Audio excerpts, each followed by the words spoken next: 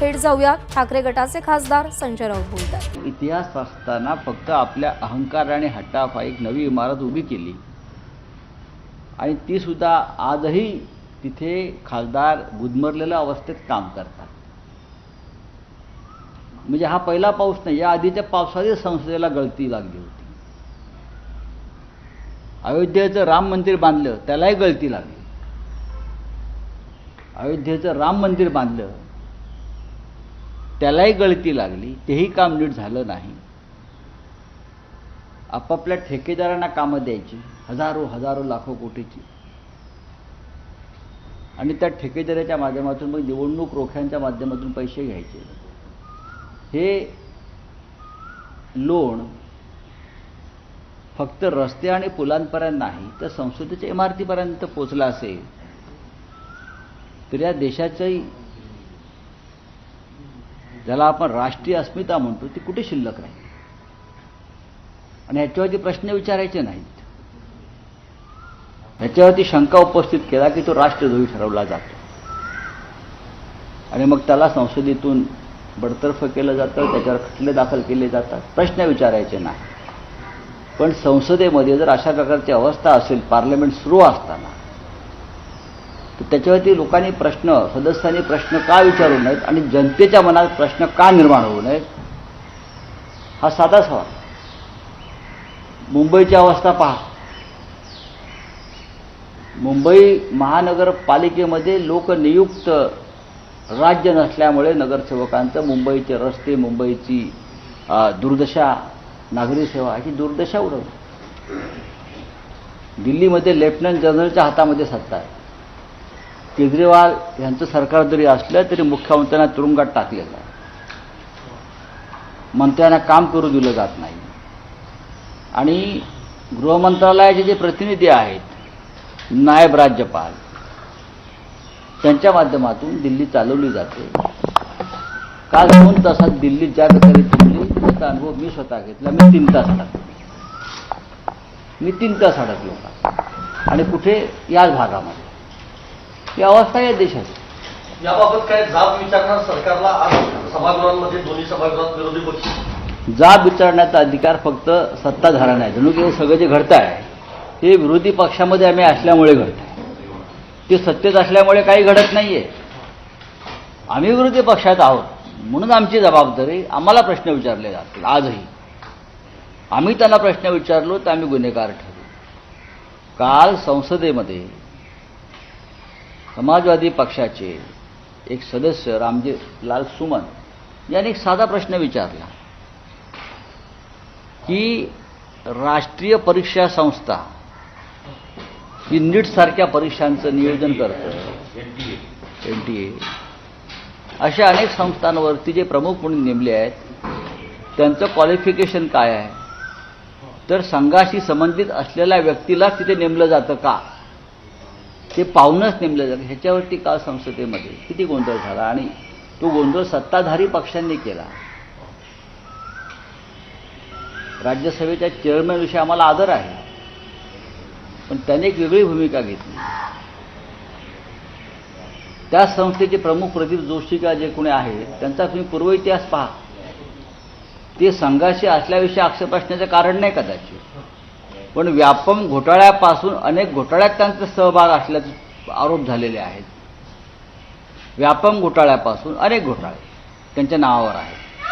अशी व्यक्ती राष्ट्रीय परीक्षा संस्थेची प्रमुख होते संघाशी संबंधित, आणि त्याच्यावरती प्रश्न विचारायचा नाही।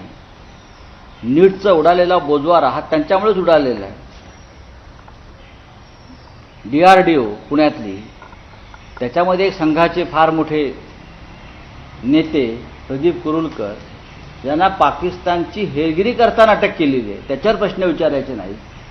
कारण का, तर आमच्या उपराष्ट्रपतींना असं वाटतं की संघाचं योगदान देशकार्यामध्ये फार मोठं आहे, हे योगदान आहे त्यांचं। राऊत साहेब, आज पाणी जी गळती होते संसदेमध्ये त्याच्यावरती जे कॉन्ट्रॅक्टर आहेत त्यांच्यावरती कारवाई करण्याची मागणी विरोधी पक्ष करेल का? आम्ही नक्की करू, पण अशी कारवाईची मागणी केल्यावरती आम्हालाच आरोपी ठरवलं जाईल। मी मगाशी म्हणालो की आम्ही विरोधी पक्षात आहोत, हाच आमचा गुन्हा, हा आमचा अपराध आहे त्यांच्या दृष्टीने। या सगळ्या ह्याच्यामध्ये सत्ताधाऱ्यांची काही जबाबदारी दिसत नाही. आम्ही प्रश्न विचारले की आम्ही गुन्हेगार ठरलो. काल मुंबईमध्ये उद्धव ठाकरेंनी भाषण केलं, आक्रमक भाषण होतं. देवेंद्र फडणवीस यांच्यावर थेट त्यांनी टीका केलेली आहे. आता तुम्ही मूळ मुद्द्यावर आला. माननीय शिवसेना पक्षप्रमुख उद्धव ठाकरे यांनी टीका केली नाही, तर तलवार उपसली आणि घाव घातला. देवेंद्र फडणवीस सुद्धा संघ विचाराचेच आहेत ना. पण या संघ विचाराच्या माणसानं कोणती संस्कृती महाराष्ट्रात पाळली, कोणती नीती, कोणती नियम पाळले, जे संघाला सुसंस्कृत, प्रखर राष्ट्रवादी, नीतिमान वगैरे मानतात, त्यांना मी देवेंद्र फडणवीस यांचं उदाहरण देतो की माणूस किती अनीतिमान, असंस्कारी, भ्रष्ट, क्रूर असू शकतो, कपट आणि कारस्थानी. हा चेहरा संघाचा म्हणजे देवेंद्र फडणवीस आहे. आणि अशा लोकांमुळे संघ बदनाम झाला. त्यांनी उद्धवजीने जे काल सांगितलं तो संताप समजून घेतला पाहिजे. उद्धवजी म्हटले एकतर तुम्ही राहाल किंवा मी राहील. त्यांनी तुम्ही हा शब्द वापरला नाही, तू हा वापरला.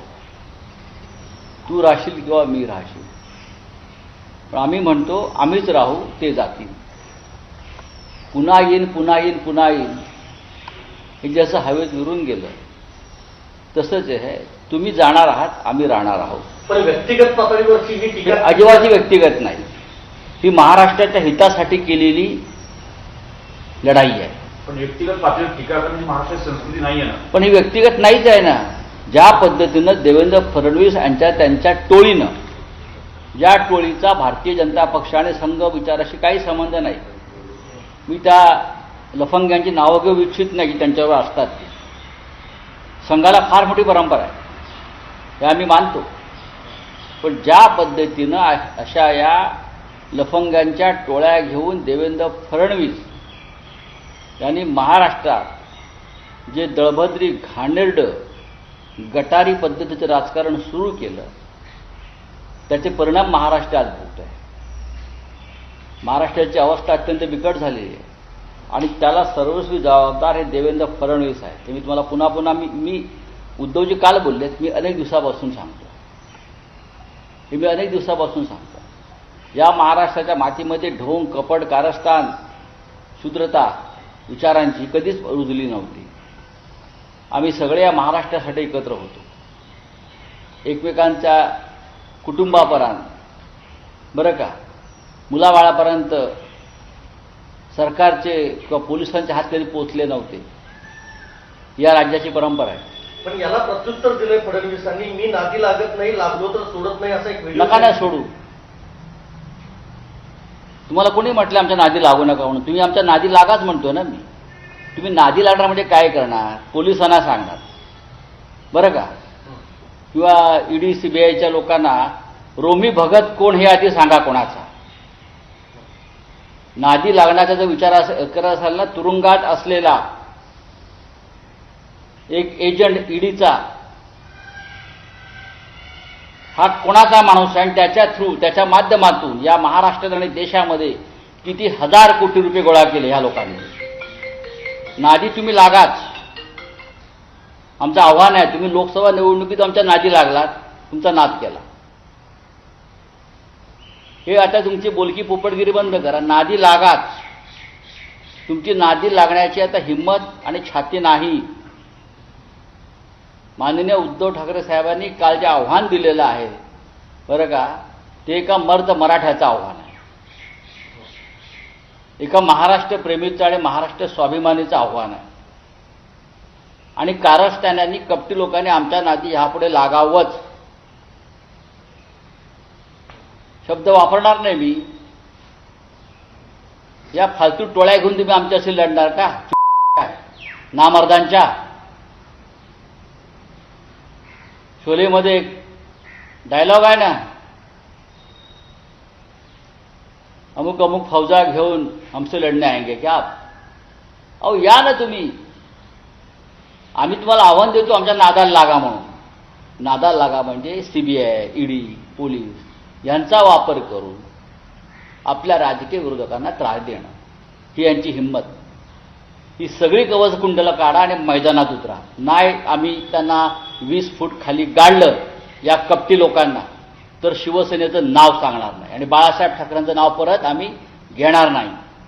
पुढचा प्रश्न देवेंद्र फडणवीस यांच्याबद्दलच आहे. राष्ट्रीय अध्यक्ष ते होऊ शकतात अशी एक बातमी सध्या आहे. त्यांनी आंतरराष्ट्रीय अध्यक्ष व्हावं. संघानं त्याला ग्रीन सिग्नल दिलाय. बघा, संघ हा असंस्कारी, असुसंस्कृत, अनीतिमान लोकांना आता पाठीशी घालणारा हे झालाय, संघटन झालेलं. हे सगळ्यांना माहिती आहे. आम्ही संघ पाहिलाय तो बाळासाहेब देवरसांचा पाहिलेला आहे.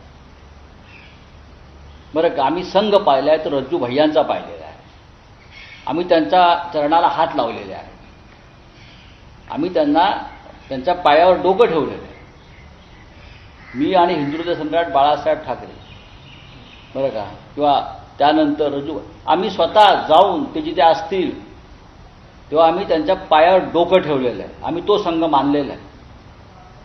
तुम्ही आता जो संघ म्हणताय ना, यांनी ग्रीन सिग्नल दिला, त्यांनी संविधानाची आणि या देशाच्या लोकशाहीच्या चिंधड्या उडवणारे लोक सत्तेत बसलेले आहेत. देशाची संस्कृती खतम करणारे लोक सत्तेत बसले आहेत. संघ काय करतोय? ज्या संघाचा भारताच्या स्वातंत्र्य लढ्यामध्ये एका टिंबा एवढं योगदान नव्हतं, किंवा ज्या संघविचाराचे लोक चलेजावची चळवळ चिरडून टाका असं ब्रिटिशांना पत्र लिहित होतं, त्याने आमच्याशी लढण्याची भाषा करायची नाही, अजिबात नाही. विधानसभेसाठी एकनाथ शिंदे शिवसेनेच्या वतीने ताई माई अक्का हे अभियान सुरू करण्यात आलं. करा ना. आता असं आहे की माझं तोंड खराब आहे असं म्हणतात लोक. ताई माई अक्का माझा पक्ष छक्का असं बोललं तर काय होईल? पण मी असं बोलणार नाही. ते त्यांचा अपमान. त्यांना आता एक आधार मिळालेला आहे, प्रतिष्ठा मिळालेली आहे, बरं का. हे जी फौज आहे, मग शब्द वापरला नाही, पाठीमध्ये खंजीर खुपसून आईच्या हे राजकारण करतात. शिवसेनेसारख्या आईच्या पाठीत खंजीर खुपसून हे राजकारण करतात आणि हा खंजीर पुरवण्याचं काम देवेंद्र फडणवीस, नरेंद्र मोदी आणि अमित शहानी केलं आहे. म्हणून महाराष्ट्र त्यांना शत्रू मानतो. राज्य सरकारनं अनेक योजना जाहीर केलेल्या आहेत आतापर्यंत. सर, निवडणुकीला अवघे काही दिवस शिल्लक आहेत. कदाचित कर्जमाफी केली जाऊ शकते. शेतकऱ्यांसाठी मोठी घोषणा राज्य सरकार. 8,000 कोटीचं कर्ज आहे किंवा त्यापेक्षा जास्त, 8 लाख कोटीचं कर्ज आहे म्हणतात. हे सगळं करत असताना आमची भूमिका आहे की केंद्र सरकारनं त्यांच्या अर्थसंकल्पामध्ये मिनिमम सपोर्ट प्राईस, बरं का, समर्थन मूल्य शेतकऱ्यांना का दिलं नाही? ते द्यायला हवं होतं देशभरातल्या शेतकऱ्यांना. पण MSP कोणाला दिली? मी सांगितलं. समर्थन मूल्य, सरकारचं समर्थन मूल्य मिळालं असतं ते नितीश कुमार आणि चंद्राबाबूला. त्याची किंमत त्यांना दिली, MSP त्यांना मिळाली. पण राज्यातल्या शेतकऱ्यांना मिळालं नाही आणि सर्वाधिक आत्महत्या महाराष्ट्रात होत आहेत. सरकारी पैशानं तुम्ही लाडली बहीण योजना सुरू करताय, फक्त मतांसाठी, इतर काही गोष्टी करताय. जनतेला मिळाल्याबद्दल आमच्या पोटात दुःख करण्याचं कारण नाही. पण तुमचं सरकार आउटघडकेच आहे आणि तुम्ही सत्तेवर राहणार नाही आहात. देवेंद्र फडणवीस यांचा विधानसभेत पराभव होतोय, तुम्ही लक्षात घ्या. नागपूर नक्कीच. नागपूर काय सातबारा आहे का माझं नाव? जर नरेंद्र मोदी वाराणसी झडपडत जिंकू शकतात आणि शेवटच्या क्षणी विजय मॅनेज करतात, तर देवेंद्र फडणवीस सहज हरू शकतात. तो काय एवढा आहे? का अजिंक्य लोक आहेत का? काय करणार? पोलीस आणून ठेवणार, ईडीवाले आणून ठेवणार आणि धमक्या देणार लोकांना. बाकी फडणवीस काय करू शकतात किंवा मोदी काय करू शकतात? ईडी, CBI आणि पोलीस सोडले तर त्यांच्याकडे आहे काय? नैतिकतेतला न सुद्धा नाही आहे. हे मी जबाबदारीनं बोलतोय. महाविकास आघाडीची बैठक होते 7 तारखेला मुंबईमध्ये. आम्ही उद्धव ठाकरे स्वतः दिल्लीमध्ये आहेत त्या दिवशी. आम्ही सगळे दिल्लीमध्ये आहोत. कुणी ठरवली बैठक मला माहीत नाही. बाळासाहेब थोरातांनी मला माहीत नाही. स्वतः उद्धव ठाकरे स्वतः आम्ही जे बैठकीला उपस्थित असतो, बरेचसे लोक आमचे दिल्लीमध्ये आहेत, संसदेमध्ये आहेत. काल मल्लिकार्जुन खरगे राजकीय व्यतीत झाले होते. त्यांच्या कुटुंबाबद्दल आणि त्यांच्यावरती अनेक शिंतोडे. ही संघ परिवाराची नैतिकता, कुटुंबावरती हल्ला करायची. माणसाच्या चारित्र्यावर, चांगल्या चारित्र्यावर, स्वतः मल्लिकार्जुन खरगे यांच्या जीवनातला संघर्षातला 1% जरी भाजपच्या जीवनामध्ये असता तर भाजपा उजळून निघाला असता. चला, थँक्यू. मुंबई सत्र न्यायालयाचा एक निकाल आहे. आप हिंदी में बोलिए, क्या है? हिंदी. बोलिए, क्या है आपका? सर, तेजस्वी सूर्या ने कहा है क्या? तेजस्वी सूर्या ने सवाल उठाया है, राहुल गांधी और प्रियंका गांधी वायनाड क्यों नहीं जा रहे हैं? किसने सवाल उठाया? तेजस्वी सूर्या ने सर, कौन है ये? बीजेपी के एमपी सर, हाँ, तो उसमें क्या कहना चाहिए? आपको किसने कहा कि नहीं जा रहे हैं? अब अभी तक क्यों नहीं पहुंचे हैं? चार्टर्ड पेन देखिए, बात चार्टर, जब इस प्रकार के हादसे होते हैं और वहाँ वीआईपी जाते हैं तो जो बचाव कार्य होता है वो डिस्टर्ब होता है. वहाँ जो पूरी केंद्र सरकार की टीम पहुंची है वो काम कर रही है और हमें मालूम है राहुल गांधी जी निरंतर उनके संपर्क में है. वहाँ जाने से, राहुल गांधी जैसी व्यक्ति जाने से वहाँ भगदड़ मच जाएगी, वहाँ काम में डिस्टर्बेंस हो जाएगा. जो बचाव कार्य शुरू है, राहत कार्य शुरू है, यह अगर किसी व्यक्ति को मालूम होगा तो उसने थोड़ा आत्मपरीक्षण करना चाहिए. सर, केरल के चीफ मिनिस्टर आज वायनाड जाने वाले हैं. ठीक है, जाने तो अच्छी बात है, मदद कार्य होना चाहिए. चलिए. आज केरल के हेल्थ मिनिस्टर ने कहा है कि हमें, जिस तरह से अमित शाह कह रहे हैं कि हमें अलर्ट दिया गया था, ऐसा कुछ अलर्ट नहीं, एक सिंपल सा अलर्ट दिया गया था. इतनी बड़ी दास्तां हो सकती है, ऐसा बताया नहीं गया. ठीक है, उसके ऊपर चर्चा हो जाएगी तो हम देख सर, लेंगे. हिंदी में जानना चाहेंगे, देवेंद्र फडणवीस भाजपा के राष्ट्रीय अध्यक्ष होने की मुझे मालूम नहीं भाई, ये बीजेपी को किसको बनाना है राष्ट्रीय अध्यक्ष, वो उनका अधिकार है. अब ऐसा है कि कोई भी बन सकता है आजकल. एक जमाना में अटल बिहारी वाजपेयी अध्यक्ष रहते थे, हमने देखा है. अडवाणी साहब थे, मुरली मनोहर जोशी जी थे, वेंकैया नायडू जी थे. अब तो क्या चलता है, बिठा दो.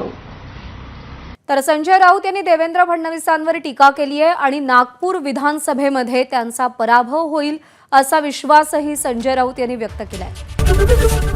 एबीपी माझा, उघडा डोळे बघा नीट.